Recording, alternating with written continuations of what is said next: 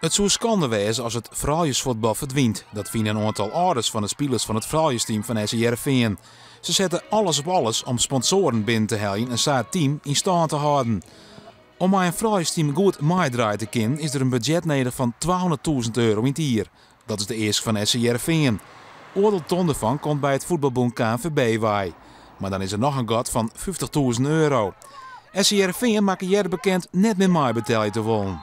Daarmee liep er een eind te komen aan het vrouwensvoetbal. Maar onverwachts is er weer hoop. We hebben de garantie zeg maar, van de KNVB en van SC Heerenveen dat als we die €50.000 binnenhalen voor aanstaande donderdag, dan gaat het alsnog door met het, niet alleen met het vrouwenvoetbal bij Heerenveen, maar gewoon ook met het hele vrouwenvoetbal in Nederland. Intussen had een sponsor hem melden voor een bedrag van €25.000. Vraag is of het genoeg is.